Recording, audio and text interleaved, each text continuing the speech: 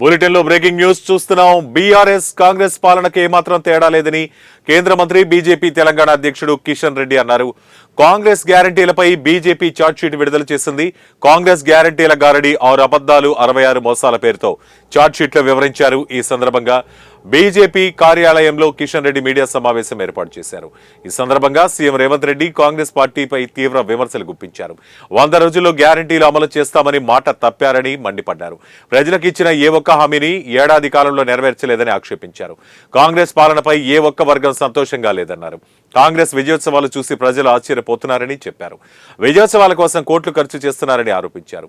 హామీలు నెరవేర్చకుండా సంబరాలు చేసుకోవడం ఏంటని ప్రశ్నించారు. కాంగ్రెస్ అలవికాని హామీలు ఇచ్చి అధికారంలోకి వచ్చిందన్నారు. అధికారంలోకి వచ్చి ప్రజలకు వెన్నుపోటు పొడిచిందని ఆక్షేపించారు. హామీలు నెరవేర్చేందుకు కాంగ్రెస్ కు ఏడాది గడువు ఇచ్చామన్నారు. ఈ ఏడాది గడిచినా రుణమాఫీ అందరికీ పూర్తి కాలేదని కిషన్ రెడ్డి తెలిపారు.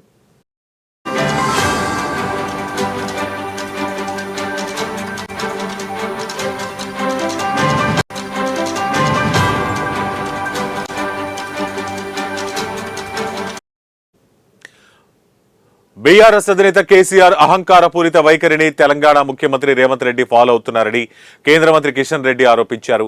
గత పార్లమెంట్ ఎన్నికల్లో బీఆర్ఎస్ కు డిపాజిట్ రాలేదని చెప్పారు. మోదీ నాయకత్వంలో తెలంగాణలో అధికారం బీజేపీదేనని తెలిపారు. తెలంగాణకు కేంద్ర ప్రభుత్వం అనేక రకాలుగా సహాయం అందించిందన్నారు. కేంద్ర ప్రభుత్వం నేరుగా 15వ ఆర్థిక ప్రణాళిక సంఘం నుంచి నిధులు ఇస్తుందని, ఇందులో రాష్ట్ర ప్రభుత్వానికి ఎలాంటి సంబంధం లేదని స్పష్టం చేశారు. రాష్ట్ర ప్రభుత్వ తీరుపై ప్రజలు ఆందోళనలో ఉన్నారని తెలిపారు. ఇక కాంగ్రెస్ కు ప్రజా ఉద్యమాల ద్వారానే బుద్ధి చెప్పాలని కిషన్ రెడ్డి హెచ్చరించారు. ఒక సంవత్సర కాంగ్రెస్ పాలన ఏ మాత్రం తేడా లేదని ఈరోజు స్పష్టంగా చెప్పగలుగుతున్నాం. అందుకే మేము సంవత్సరం పాటు నిర్మాణాత్మకమైనటువంటి విమర్శలు మాత్రమే చేయడం జరిగింది. ఈ ప్రభుత్వము కూలిపోవాలనో, ఈ ప్రభుత్వము పూర్తిగా వైఫల్యం చెందిందనో ఇన్ని రోజులు కనలేదు. ఈరోజు సంవత్సరం పూర్తయిన సందర్భంగా ఇది ఒక బాధ్యత మాది. ఒక ప్రతిపక్ష పార్టీగా ఇటీవల జరిగినటువంటి లోక్సభ ఎన్నికల్లో అత్యధికమైనటువంటి కాంగ్రెస్ తర్వాత అత్యధికమైనటువంటి పార్లమెంటు స్థానాలు కాంగ్రెస్తో బరాబర్గా మేము గెలిచాం. ఓట్లు కూడా ఆల్మోస్ట్ దగ్గరకు వచ్చాం.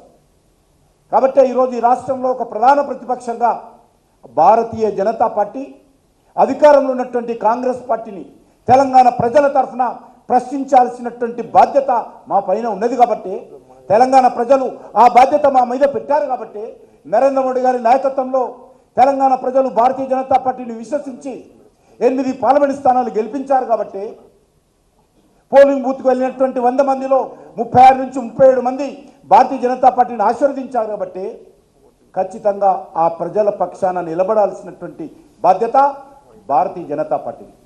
కాబట్టే ఈరోజు మేము ఈ విషయాలను ప్రశ్నిస్తూ ఉన్నాం. ఈరోజు ముఖ్యంగా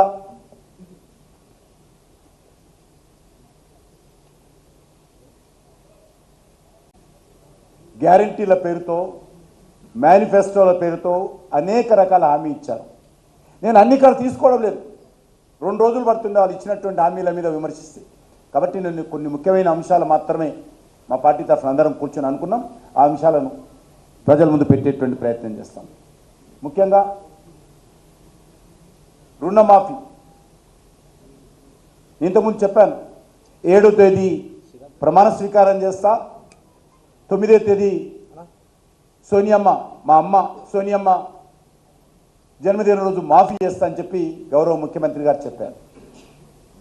ఇంతవరకు మరి కొంతమందికి